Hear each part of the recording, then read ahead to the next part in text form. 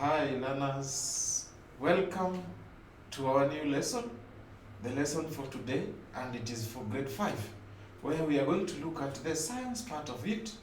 And in science, remember last time when we met, we were able to look at the state of matter, and in particular, we were looking at the effects of this state of matter.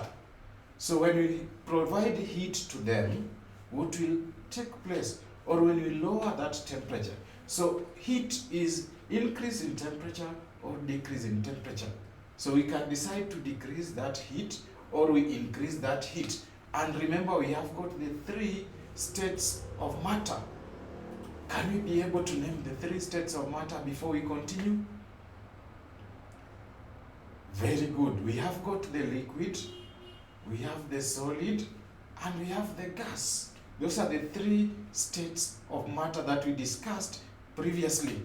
And we were able to look at the characteristics of solids, characteristics of liquids, and the characteristics for the gas. So when we last met, we looked at the effects when we increase the heat on them, and we said that some expands, some contracts. Some also change the state to the next. So apart from that, we were able to look at the assignment. So let's go to our activity which you were supposed to go over the last time. So number 1 was saying, which one of the following is least likely to take place with a decrease in temperature on matter? So when you decrease the temperature on maybe solid, liquid, and gas, what is least likely to take place, or what is not likely to take place? So gas will change to solid, liquid changes to gas, that is choice B. Choice C, liquid changes to solids, and choice D, we have got the gas changing to liquid. So those are the choices we gave out. So let's go to our answer for today. We get that liquids change to gas. So when we lower the temperature, or what is least likely to take place when we decrease the temperature. So we only learned that liquid change to gas when we increase the temperature. When we heat that liquid, it will change to gas. So our number 2 was talking about why do bridges, gaps allowed in the construction of railway line. So we talked about a railway line. If you have ever visited next to the railway station, then we'll have got the gaps that are allowed when we are joining the bars, the lines, the bars that are made of the iron. So those gaps, why are they allowed? We want the reason why they are allowed. When those people are fixing, they allow that small gaps in between. So choice A, we have to keep the train moving fast. To prevent, choice B, to prevent falling of the train. Choice C, to allow room for construction. Then choice D, to allow room for expansion. So the gaps that are left, we talked about when the increase in temperature are affected on this matter. So when we affect, or when we effect the increase in temperature, then we are going to get this expanding. So when they are fixed, then they are likely to expand and maybe go up or go down. So when we relieve those gaps, so when the bars are expanding, they don't reach each other. So they allow that room for expansion. So those who got that right, that was our answer. The people who got it right, we want to congratulate you. If you did not get it right, we still have another chance. Because by the end of this lesson also, we are going to give an activity. So be keen, look at what we are going to do, and remember we are going to look at the extension activity at the end. So when we are following the steps, follow with me to the end so that you can get the extension activity correct. So let's look at what we are supposed to do today. And today you want to look at another special thing, and it is still on the properties of matter. We talked about the increase of temperature and the decrease of temperature on matter. So what is this temperature? We need to know what this temperature is, because in the first time we were just saying when the temperature is increased, it changes to this and this. When the temperature is lowered, it changes into this and this. But now, what do you think temperature is? What is temperature? Very good. So temperature is the hotness or coldness of a place or a substance. So when the temperature is high or low, that is what we call the temperature. So temperature is hotness or coldness of a substance or a place. In other subjects, we learn about the place, temperature of a place. But in science, we are going to look at the substances only. So when we have got the highest or the lowest temperature, then we can be able to measure it. And we have got the units for measuring this. We'll look at that one in the next slide. So let's look at the pictures on the board. We can be able to see an ice cube. Apart from the ice cube, there is also a red hot iron. So when we look at the two, there seems to be a difference in temperature. So which of the two is likely to be colder? Very good, it is the ice cube. So the red hot iron is likely to have higher temperature. So temperature is that hotness, the iron, or coldness of that ice. So for us to measure the temperature of these substances, we use a certain instrument. In other subject, we've learned those instruments. So can we be able to just guess the instrument we are likely to use when you are measuring this or coldness or hotness of this? Very good, that is the thermometer. So we use the thermometer to measure the coldness or hotness of a substance. But now when we go to the hospitals, we have got, maybe you are suffering from fever. The doctor or the clinical officer will have his thermometer and maybe put under your armpits and allow it to rest there for some time. Then he will remove it and read the graduations on it. So the clinical officer will be able to tell you whether your temperature is high, normal, or low. So if it is high, then you are likely to be sick. If it goes lower, then you might also be sick. Our temperature should remain normal at around 37 degrees Celsius. So that is the one we use in the hospitals. But remember, the one we use in hospitals are not the ones that we are going to use in science, in our science lesson.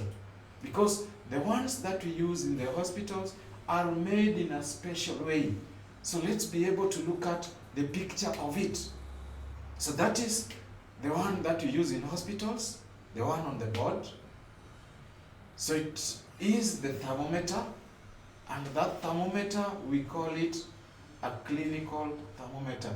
We find it in hospital.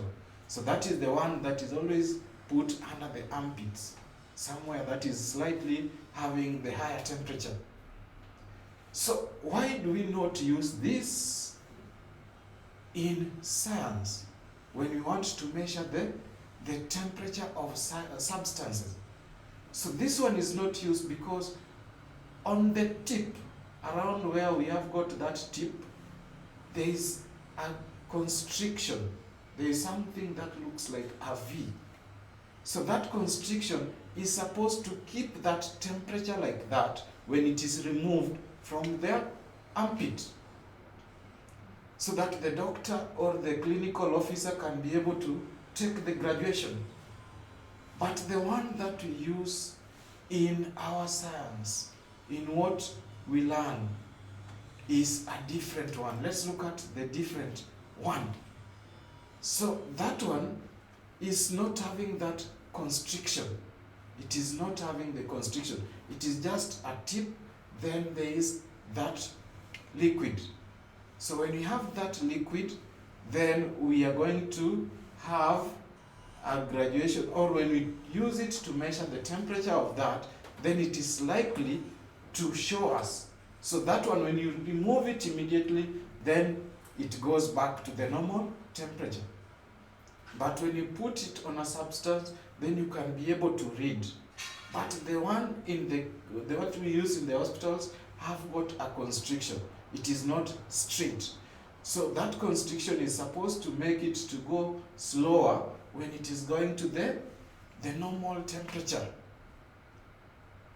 So that is the difference between that clinical thermometer and the normal thermometer that we are going to use in science. So we have got the pictures on the board.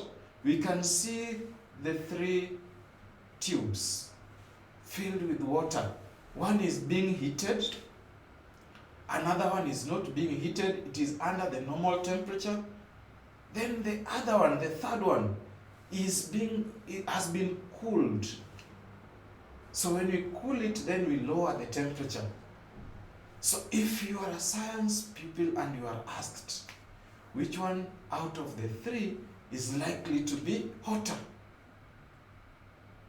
Which one out of the 3? Is it the one being heated? Is it the one in the normal water temperature? Is it the one that has been cooled?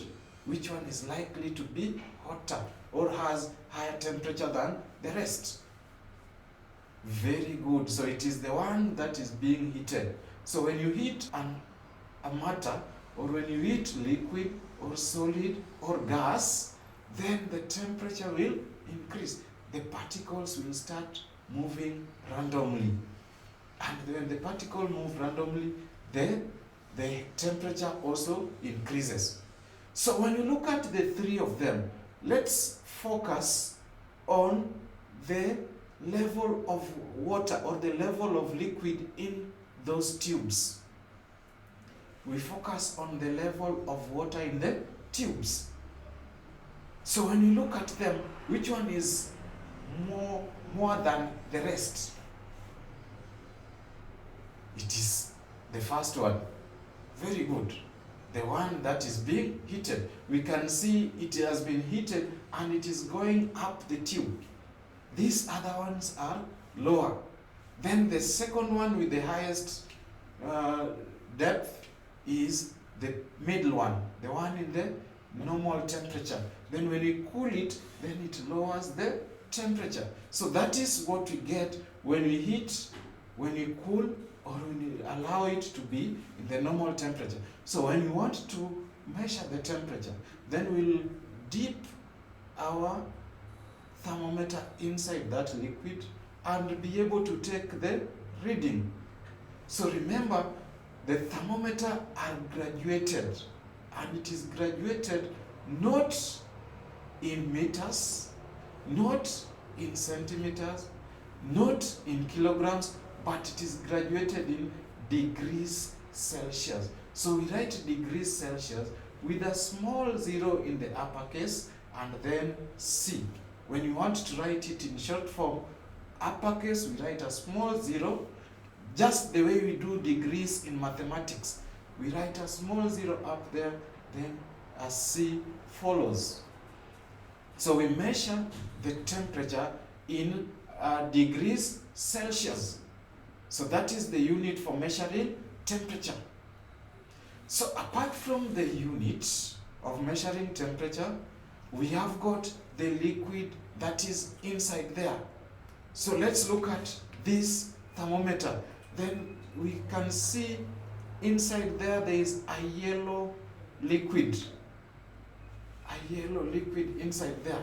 So our thermometer is thin, but that yellow liquid is more thinner than the normal thermometer. So the liquid that we are likely to use inside there are only 2. We can use 2 liquids. And The reasons why we use those liquids is that they expand easily. So when we put them in our armpits, they realize that the temperature in the armpit is high, and then they start going up, or they expand and goes up the tube. So the two liquids are likely to be, one of them is the mercury. We can see a picture of the mercury there. Then another liquid that we are likely to use, which also expands easily, is the alcohol. Those are the two liquids that expands easily. We cannot use water there because water will start rising when the temperature reaches 100 degrees Celsius, and that is so hot, hotter than our body temperature. So when we put it there, the water temperature will not reach 100, and the doctor will get a wrong result. And getting a wrong result, the doctor can allow you to go home. Then you become sick, very sick. And when you become very sick, you are not able to do your normal activities. But remember, we have got areas that we have got where we get the temperatures. There are special gadgets nowadays. Because of the COVID-19, there are special gadgets that can be used to measure the temperature without the mercury or the alcohol. You have ever walked to school. I know you go to school.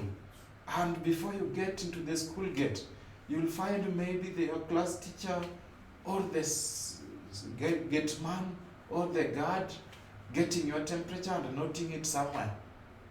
So that one is another special machine that you can also use to get the temperature, but that is for getting the body temperature. But when we go to hospitals, we can use that one, or we can use the one that we put, the clinical thermometer, the one that we put in our armpits. So any hospitals you visit, you are not supposed to go, just walk freely and go and see the doctor. Nowadays you wear mask. Apart from mask, your temperature needs to be checked. And somebody can recommend, if the temperature is high, you can be recommended you go and see the doctor immediately. And the doctor need now to take precautions. So when we walk, we need to know our temperature. Apart from knowing our temperature, there are varieties of substances around us that we need to get the temperature. For example, when you are boiling water, you want to go and use it somewhere, then you need a certain degrees. When the water has started boiling, you cannot go with your open hands to get that pot and go and check that water somewhere. You need to get something, because that temperature is more than your body temperature. You get something to use to hold that cooking pot and change the water. So that is what is likely to take place. So let's look at another thing. Apart from the liquid that is used there, we have talked about the two liquids. We have got the general now, the thermometer that we were talking about, the general thermometer. This one is the one that is used to take the temperature of substances. We've talked about the clinical thermometer, the other gadget that we use in schools to measure the temperature, and then we have got the general laboratory thermometer. That is the same way it looks like. So when we look at this keenly, there is a liquid which is yellow there, and then there are graduations. So those graduations are in degrees Celsius. They are not in meters, they are not in centimeters, they are not in kilograms, they are not in meters. So they are in degrees Celsius. So the unit for measuring temperature is degrees Celsius. And we use it in the clinical thermometer or the general laboratory thermometer. So as we finish the lesson, We've talked about the units. We've talked about the liquids that are there. We've also talked about the different types of the thermometers that we have. Then we've also talked about temperature, which is the hotness or coldness of a place or a substance. So let's look at our extended activity. Number one is saying, which one of the following liquid is likely to be represented by the letter marked X? So we have got our thermometer, there is a fine tube there, then there is that letter X. It is a liquid that is used in the thermometer. So choice A, we have got water. Choice B, mercury. Choice C, paraffin. And choice D, we have got tar.